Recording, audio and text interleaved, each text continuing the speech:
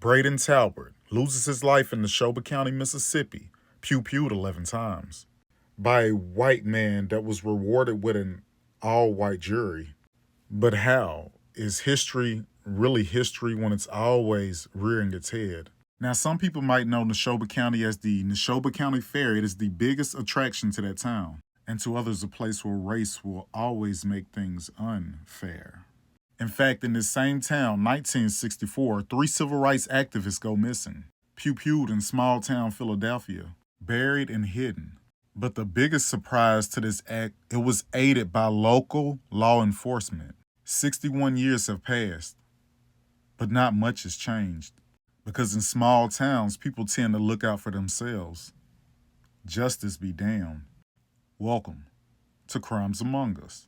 July 14, 2020, Braden sends an urgent message to his best friend, Michaela, stating that he was in trouble and he was gonna die. He was in fear for his life over a bet he had lost gambling. He sends her his GPS location pleading for her help. She arrives at 2:40 a.m. and was told not to leave her car. But Brody wasn't or couldn't answer his phone. Not knowing the danger that she had put herself in and honestly not caring when it came to her friends, she knocks on the door. Large weapons and illegal products everywhere. She had unknowingly entered a known trap house that had been under surveillance for over a year, allegedly being held captive by AD. She paid his debt and even threw in an extra 20. Before allowing him to leave, he made a bunch of intimidating remarks. When they made it to the car, someone that's normally so strong had been brought to tears. It was as if he had seen a ghost. The terror in his eyes, he was crying so bad he was inconsolable.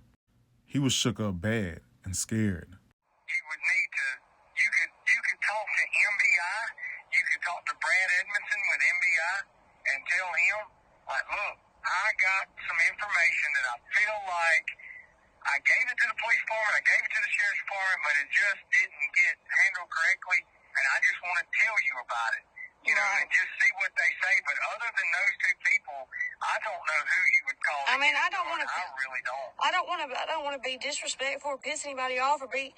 Just another way to show your support. Follow the red circle. It's safe, y'all. Help get these stories out there. Thank y'all so much.